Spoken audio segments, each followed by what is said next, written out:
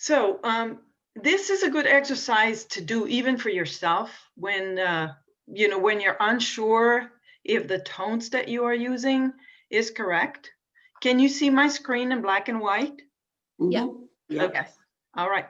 So here on the left-hand side, what we have is the painting from Pam that is not finished, that I have put in black and white. And on the right-hand side, we have the photo, which is our inspiration for class. So we know that Pam's painting is not finished. And what we see here at the bottom is Pam's finger, actually. Hi, Pam's finger. What I did is I did a screen capture of your painting, Pam, and that's why it's not a very good quality image, but for the purpose of what we need, it's sufficient. Yeah.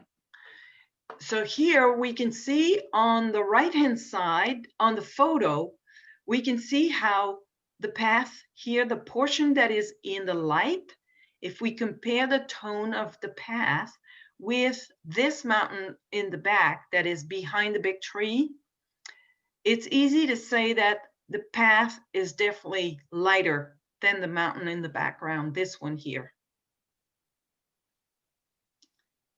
And here on the painting that you have started, Pam, in the pathway, the portion that is in the light where your finger is, this one, it is very, very close in tone with this portion of the mountain. This portion of the mountain that points towards the left is darker. So if you were to make this whole mountain this dark, then the contrast between the mountain and the path would be probably correct. However, if you compare the pathway, that the portion that's in the light with the grass, this portion, and if you look here on the photo, how there is a big difference in tone between the pathway and the grass, Yeah. then this would tell me that probably if you lighten your pathway, then you would have a better contrast between the grass and the path. And automatically now the pathway would be lighter than the mountain in the back. Yeah. And you can see here how this mountain that's on the left and the mountain that you did on the left, very, very close in tone, very well done. And we had said that we would do the water a little darker here at the bottom, and that is fine. Going towards the horizon line, however, I think it could get a little lighter and it would give more of the impression of having depth in the water. And do you have any questions about that so far, Pam? No, I remember in the back, when it comes to the water, you had mentioned last time like a light pink. Yes. Okay. All right, so I'll do that.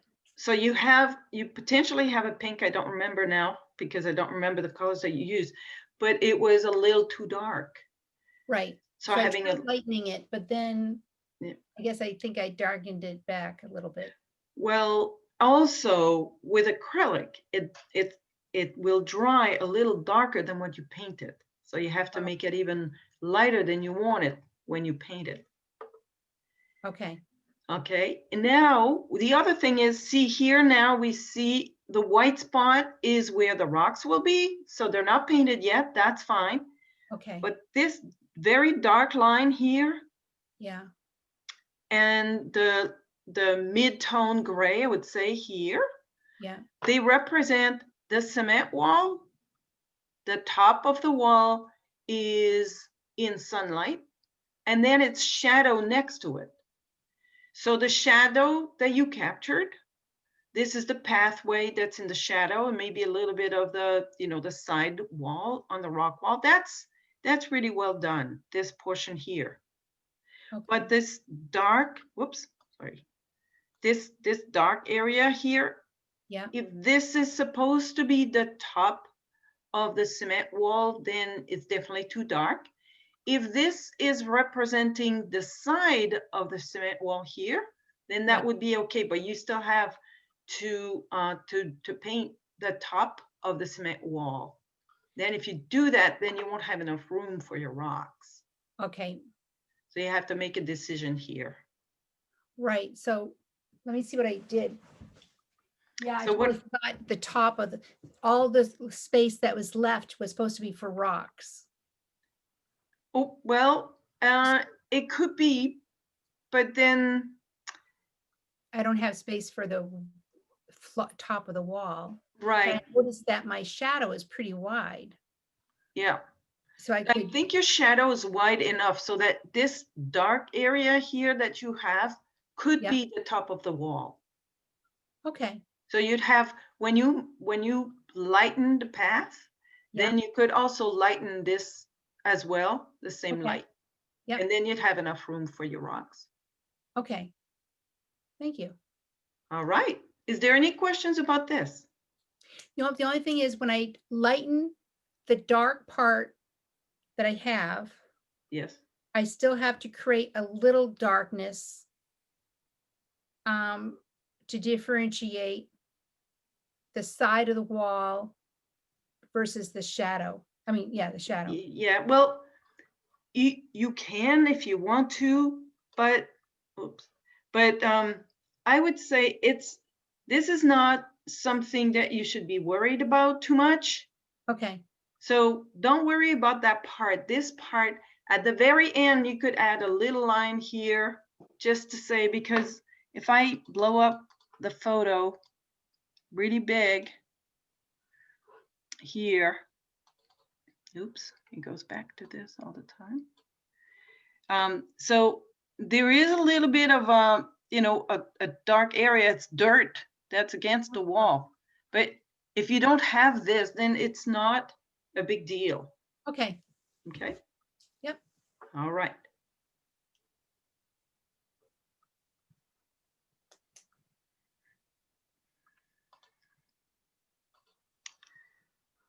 All right, so I've paused the recording now, and I want to talk to you guys a little bit about a couple of things.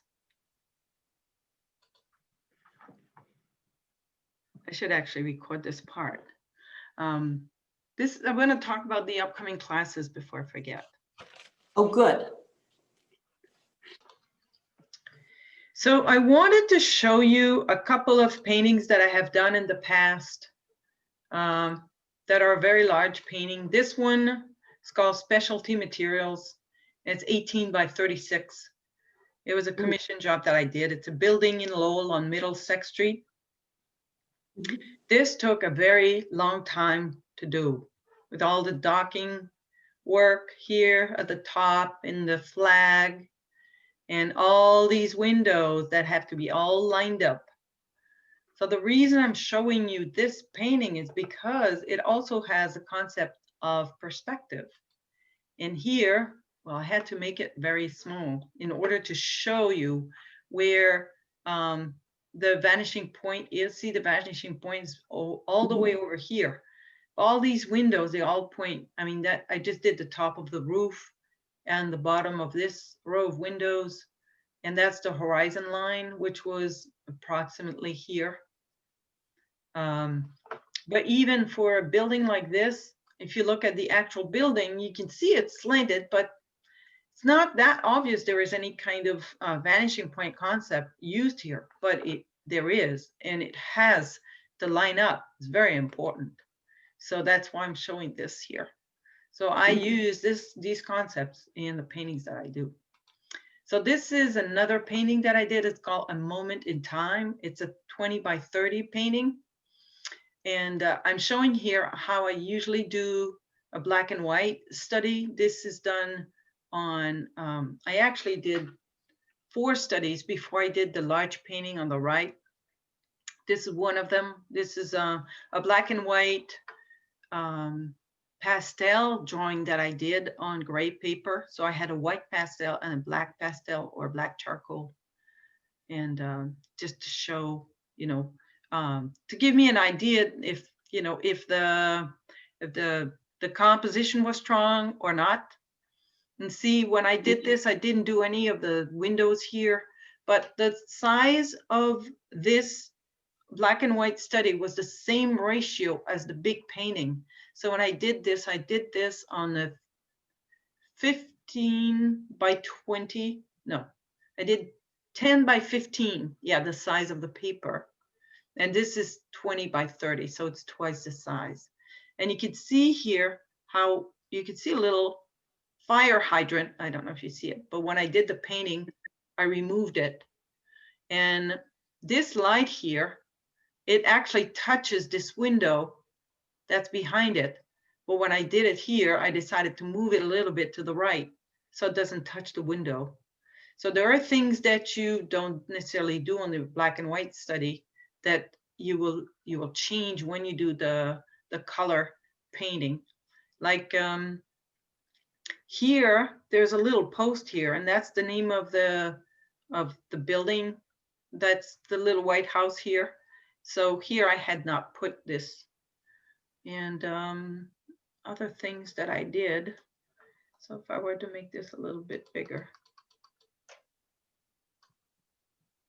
So in this here, in this little window on the side of the building, what you see is the reflection of this building here. Ah. And originally I did not put it on my black and white study. I just did like a little smear of anything. But then as I was looking at the photos and I was painting this bigger, I said, well, I really have to do this. So I did what I saw on the photo that I took.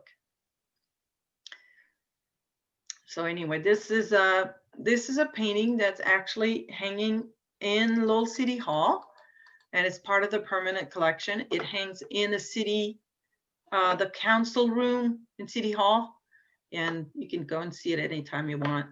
It was part of a project that was, they had requested a certain number of Lowell artists to do a painting that represented Lowell. And I thought this was very good representation of Lowell, with the Quilt Museum here, and then the Air Loft with the J.C. Ayer Company building. This is Live Alive building. And this is what is called now Gallagher and Kavanagh, Gallagher and Kavanagh lawyer's office, with where Mrs. Gallagher and Mr. Gallagher live. But this used to be the Lowell, the revolving museum in Lowell, and this used to be Van Gogh Gear, the little White House. So I thought it was a good representation of Lowell.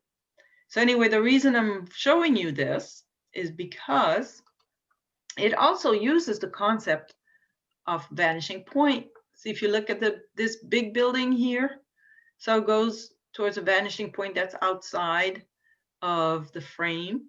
The horizon line is the black one. And then going towards the other side, the vanishing point is much further away from the actual picture. I thought I'd share these with you because I do use these concepts when I do my paintings. Any questions on that? No. I think that's it. Yeah, this is what we had seen before. All right. So the other thing that I wanted to show you, let's see. Oh, yes. Okay. So now I'm going to stop sharing my screen. And I'm going to spotlight me, because I want to go back to what we did first. So first we did a drawing.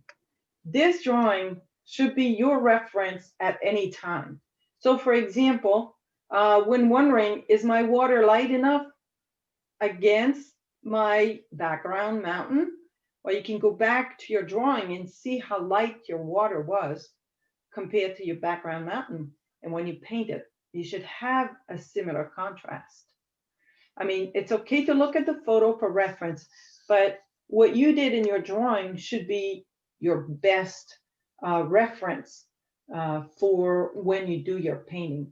So for example, my little rock wall was like the cement wall here is just as light as I made my pathway.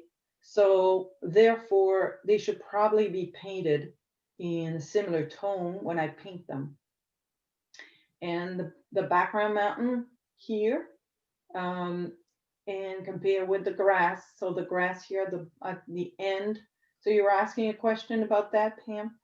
So the grass going towards the background is lighter, and actually it has less warmth to it. That doesn't show here, but it's lighter definitely than the mountain. And the pathway is pretty much equal the whole way, according to my drawing. And when I did this drawing, I was looking at the photo. And the grass in the front could be a little darker. It certainly has to have a contrast with the path. And this is where you have the shadow of the path. The little cement wall has sidewall here. So that's how he represented it. And then here the water is darker in the front going towards the back. So all of the information that was captured on your drawing should be your reference material for when you do your painting.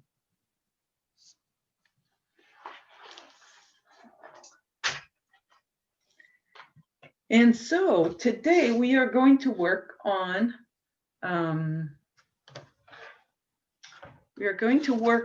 tree, this one here.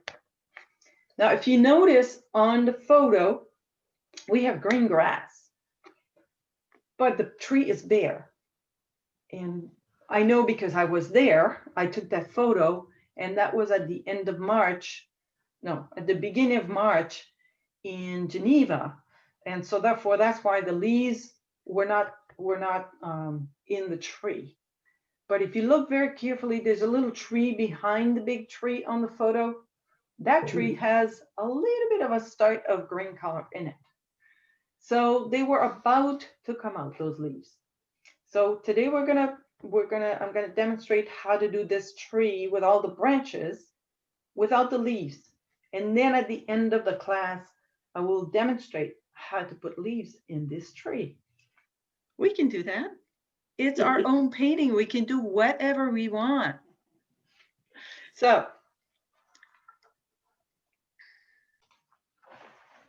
the colors that we have for this, is there enough light here? I think I'm going to add a little bit more light. So as always, we have the ultramarine blue, the alizarin crimson, and the primary yellow, and the titanium white for our colors. Mine are slightly different. They're a different brand. And this one is called crimson instead of alizarin crimson. It's a little bit more red than a magenta red, but I think it will work anyway. All right, so now we have our background sky. We have our mountains in the background. We have our grass and our water, the pathway, cement wall. This is the shadow casted on the pathway by the cement wall because the light comes this way. Now we're going to add the tree. Well, but before we add the tree, what color do we use to make the tree? So I thought I'd use a little canvas like this to show you the colors, and also pay attention to how do we make the tree color. So using a brush, whatever color, whatever size. So use some, let's see, where do you see? You can see here, good, okay.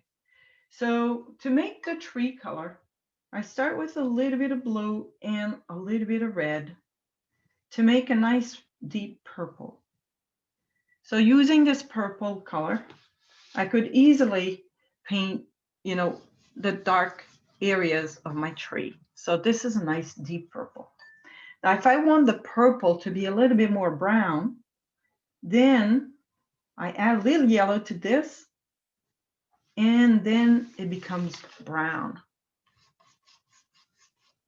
So do you see the difference in color? So this one is more of a purple color. This one is more of a brown color.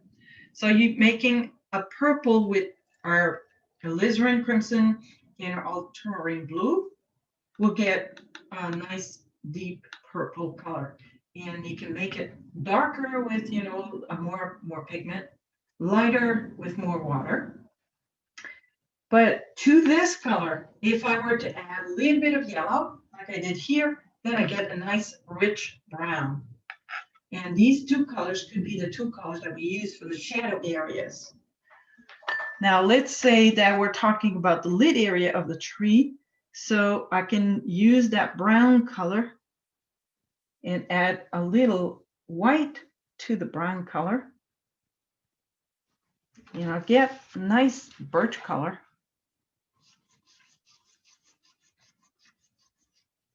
That is a little bit of a light lilac color.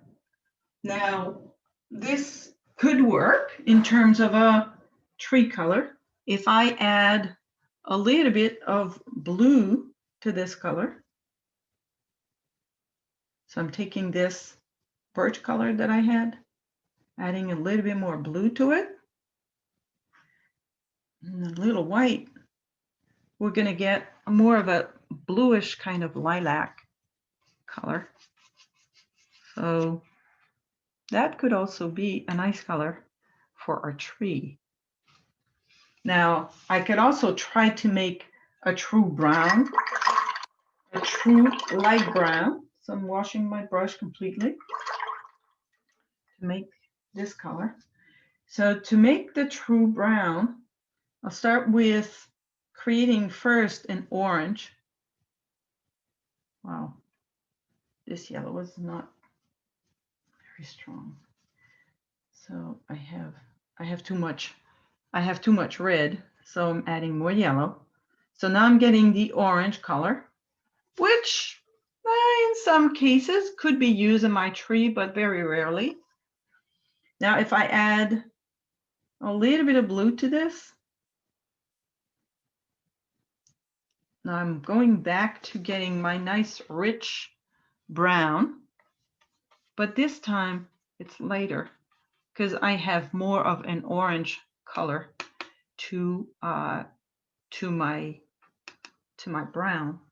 But if I add more blue to it, then it'll get more like this.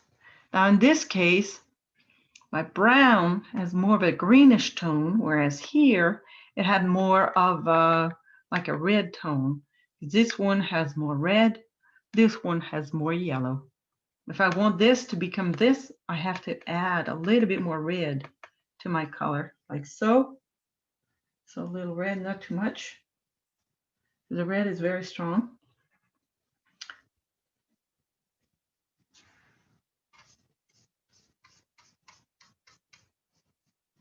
So now this red, this brown is very equal to what I had here.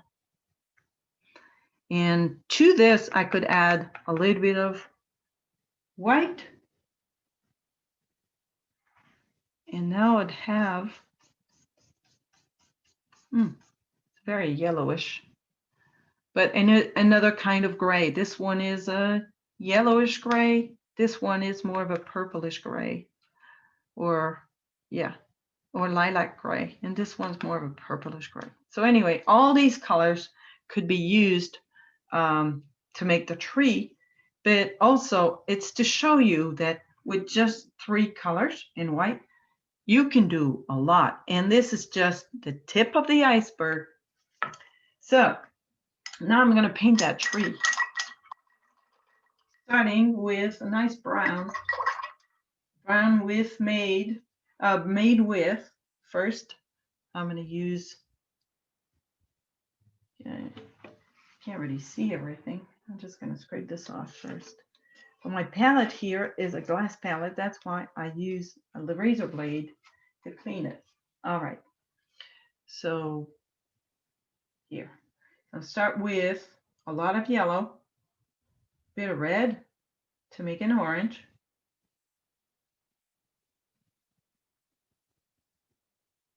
Nice orange. And I'm adding brown because I want a nice dark color. A little bit more red. So now I have a nice brown. So this is nice brown that I've made that I'm going to use to paint my tree. So to do the first layer of the tree, I usually make it a watery kind of brown so that I can easily move my brush around.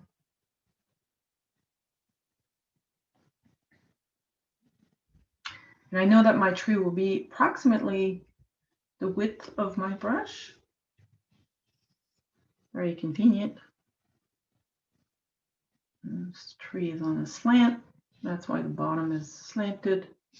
And then even though I have a large brush, I can use it and move it sideways. I can see still the tracing from before, so I'm kind of going to use this as my guide. It's important to have one of the branch that continues with the large tree trunk, like so. I could be using the photo as my reference to know where does the, where do the branches go? But I'm just going to make it up for this. So I have this branch here. It's kind of interesting. And I could potentially have another one that goes this way. This one's not wide enough. Can you still hear me, guys? I hope so. Yep. Okay, good. And I remember there was one that was like this, that was like a little squiggly. Okay. One a little anemic. Okay, and then maybe there's another one that goes here. Like so. All right, so now I have the initial branches to my tree. Note how it's symmetric, and it looks pretty solid, except for this branch here goes from wide to thin with no explanation as to what happened there. So that's very unlikely unless a branch has broken off. So, or maybe there's another branch that goes like this. So now that would make more sense. When two branches break off like this, separate out, then the addition of their width should equal, the width of this one. Now, remember, the branches are round. So it's hard to say how much this would equate in terms of this. But anyway, in other words, the branches that separate out should be a little thinner than the original size. So in this case, I find my tree trunk is not quite large enough. I think it would be better. When in doubt, refer back to the photo or look at a tree that you have in front of your house and try to paint that one instead of just painting it out of your head. After painting a lot of trees many times, then you'll kind of have a sense for what the tree branch should look like. All right, so probably everybody was about here with the tree, so I'm going to continue with my tree demonstration. So now the light comes this way. So it comes from the left towards the right and will cast a shadow on the grass on the right. So therefore, this tree will be darker on the right-hand side and lighter on the left-hand side. So I'm going to make it bigger just so that you can see better.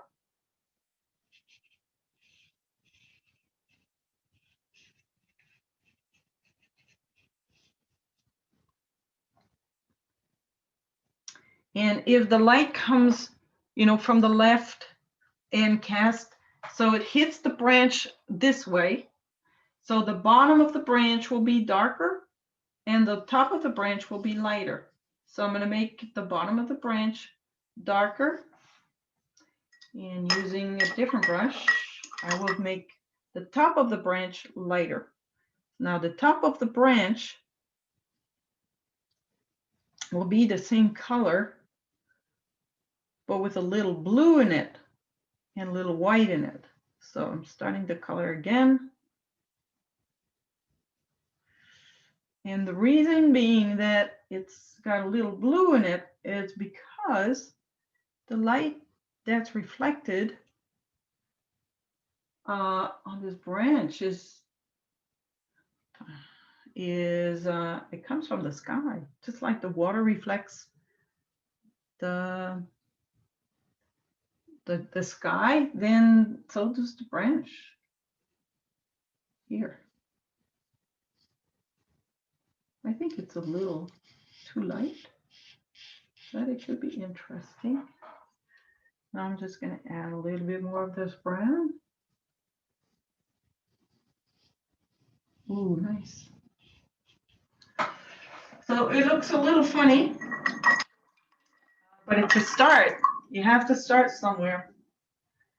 And, you know, sometimes what I do is I paint my tree, then I paint the sky on top of the tree again, and then I repaint the tree.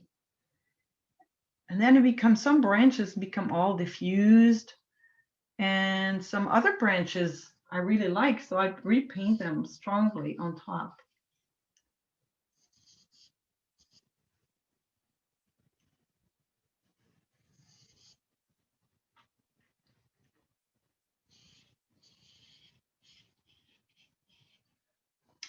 Now this nice color that I made here, it's a little light in color now.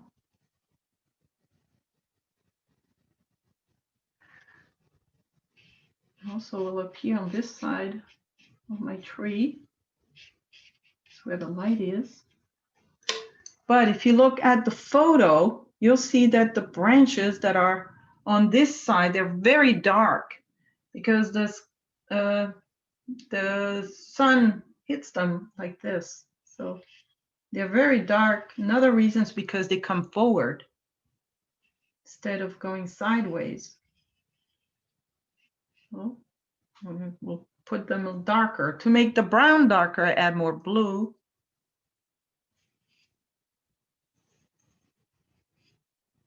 There we go.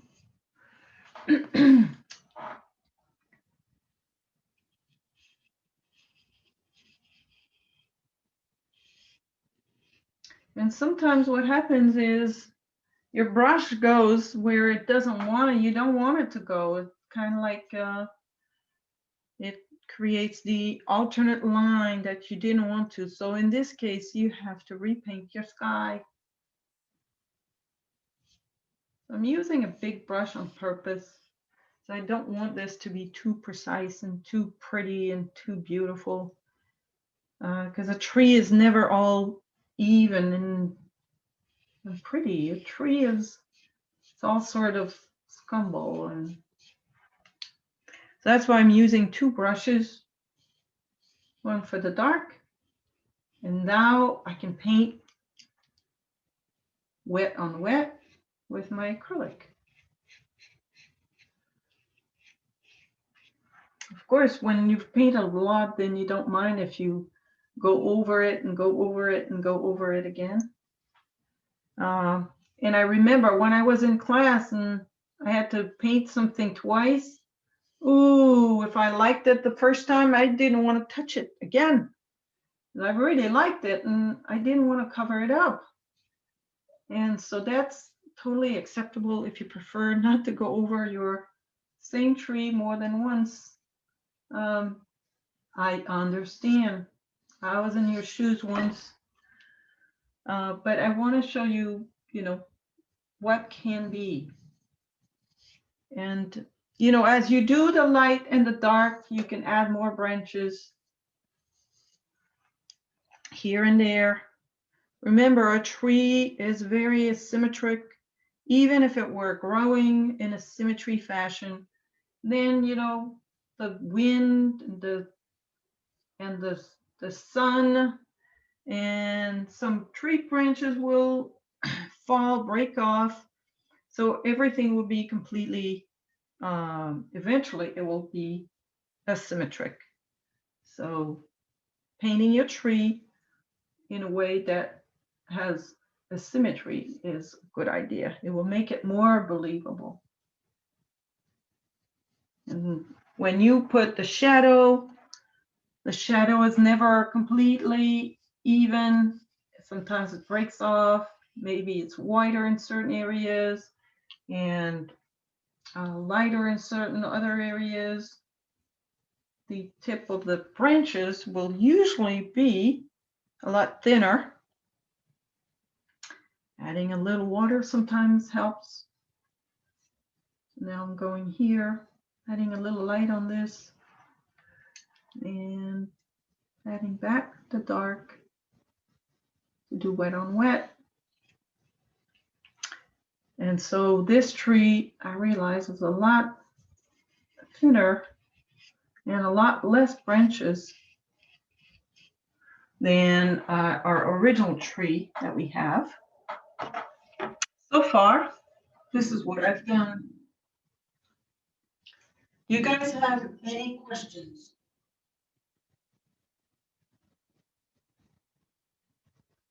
Okay, I will continue then. So a tree, one thing that's very important is that tree has to be set in a certain way. It has to be solid on the ground. So the ground area, you know, closer to the ground, it's got to be very solid and, you know, and planted. So if it's not planted correctly, it's not going to be believable. And our tree is kind of like on a slant, like the grass a little bit slanted like this. So that's why it's not flat, horizontal at the bottom. And you can imagine this is grass growing, so that's why it's not a flat line either.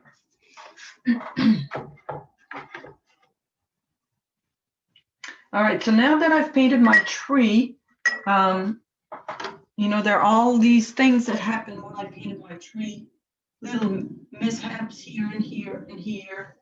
And, you know, because I was on purpose not using a brush that was completely flat. So now what I would recommend, and that's what I would do, is I would repaint the whole sky on top of the tree. The tree will still show, and then I will repaint the tree on top. But if you don't want to do that, you can do little touch-ups on the side of the tree branches. So to do that, prepare a little light color of the sky. For my sky color, remember, when you do your sky color this time, you want to make it a little lighter than what it actually is, just because it will dry darker. And I know that I had put a little bit of yellow in my sky, so I could do little touch-ups like this. Or make the branch a little lighter, a little thinner. Maybe I made it too dark, too wide here. So I'm just gonna make it a little lighter. And here.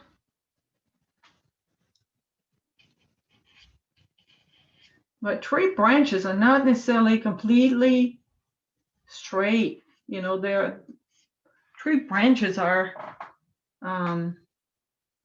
they have, you know, a little bit of, what do you call it? That they're not completely straight. They always have like edges that have shapes and little bumps and stuff. So you don't want to necessarily make them too straight. But this looks funny here. Oh, this is not light enough. No, I'm just doing a little bit of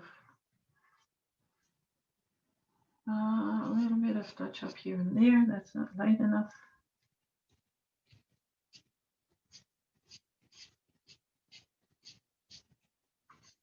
Oh. So that's touchy because now your sky is all sorts of varied color and you're coming back with, you know, your brush, and everywhere you touch, it's different tone because you had a nice gradation. So that's why I usually like to repaint the whole sky. This way I can just remake the whole gradation one more time in a different way rather than touching up like this.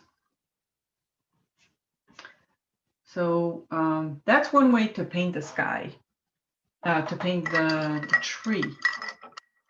A little bit of. One thing that you can do too is you can clean up your brush and just remove a little bit of the white that you had put. So now I touched up my tree a little bit, the sky, but you can see how now that it dried up, it shows everywhere where I did that. So one way to do it though.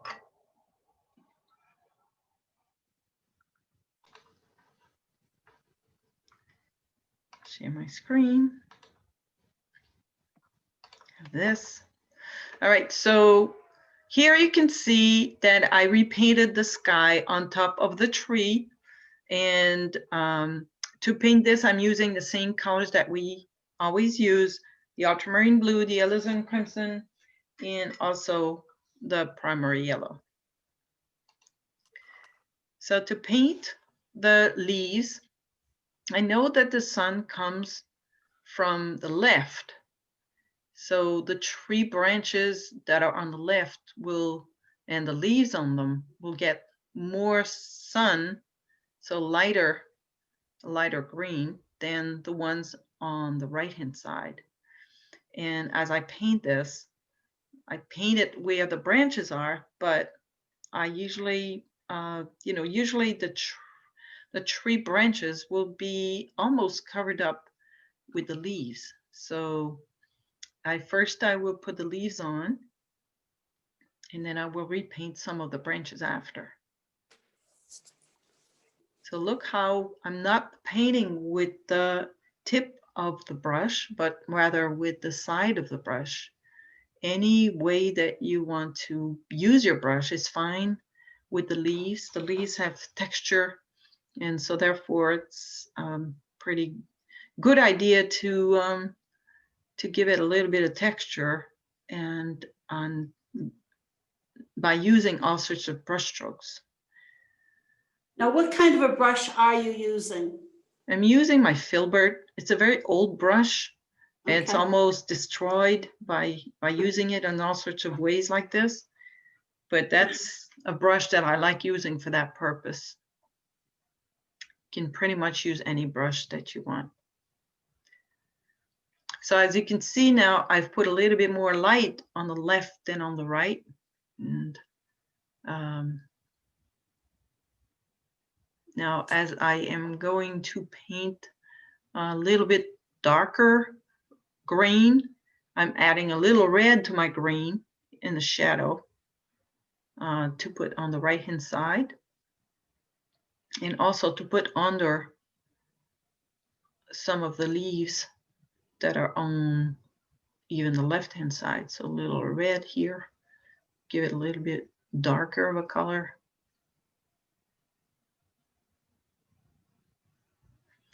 Because our grass is green, this still works in terms of the tree in this environment.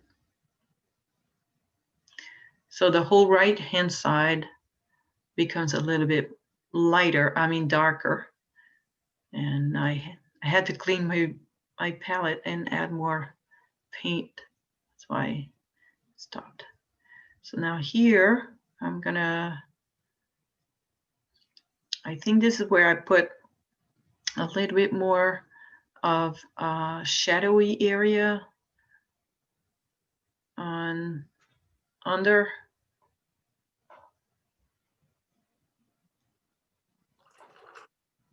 no, this is more light, more light. So more light on top of the leaves, of the tree branches where the leaves are. So that's why I put more white and more yellow.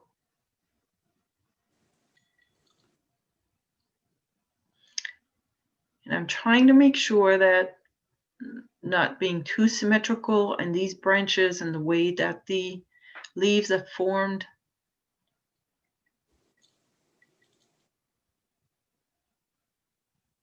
Because when the tree branches are on the leaves, when the tree branches are covered with leaves, then they become, they get a 3-dimension. And on the right hand side, I tend not to put too much light, although there is still some light that goes there.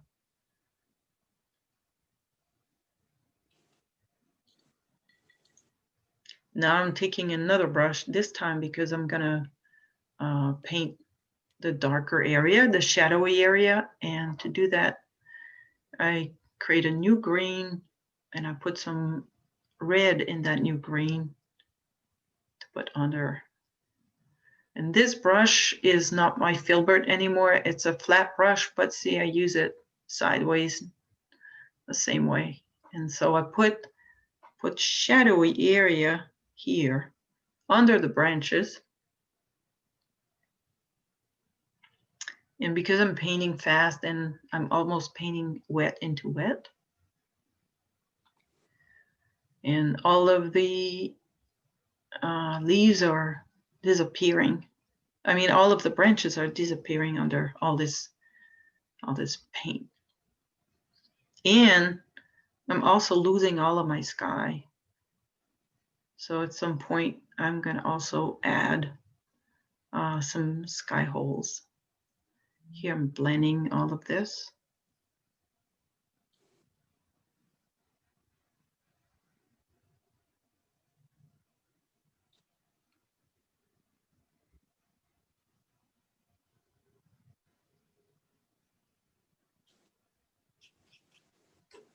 And I'm realizing that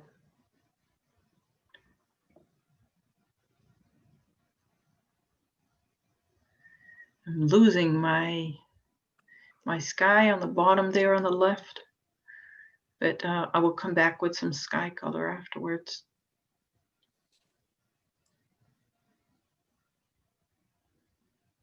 So see, now the tree has taken shape. I took another brush because I wanted to repaint some of the sky color.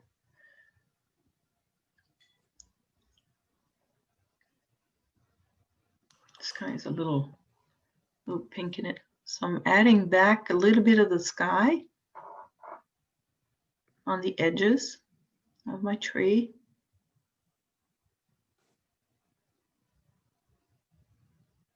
And I'm adding some sky hole closer to the tree trunk and here and there.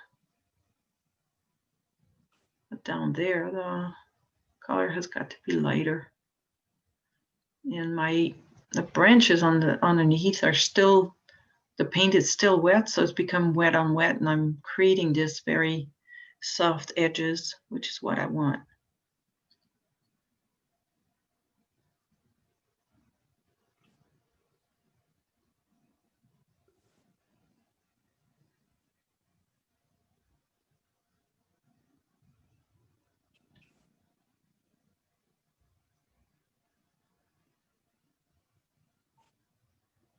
And here the same thing. As I painted this, then the green mixed with the sky color and vice versa. That's kind of like an interesting blend of everything.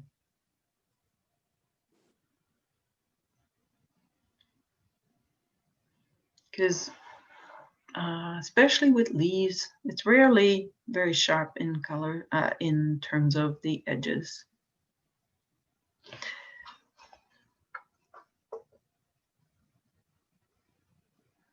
So now I'm gonna skip over to the area where I added back the branches.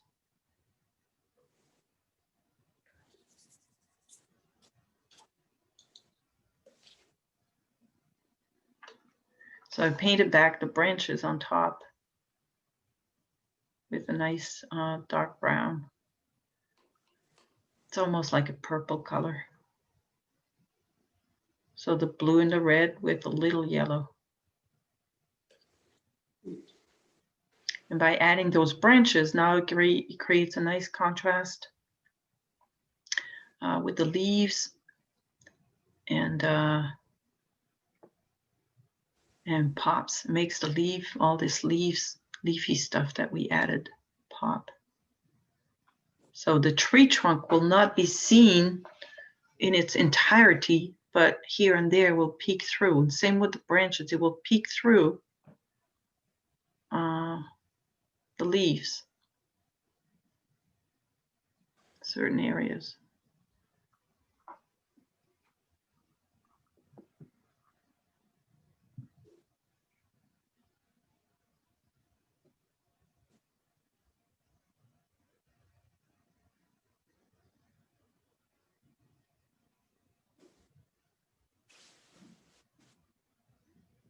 Yeah, and then once I've done that, add in all my tree branches. Skip over to when I add more of the leaves again. Now I have both my brush for the tree branches, and I also have in my hand my brush for adding more leaves.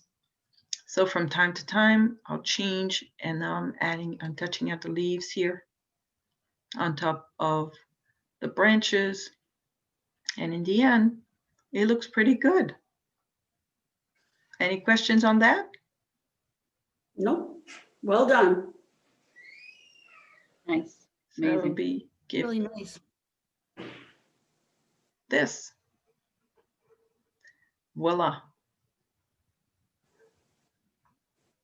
I think this is it. And then towards the end, I add a little touch, really bright color on the right-hand side to reflect the light.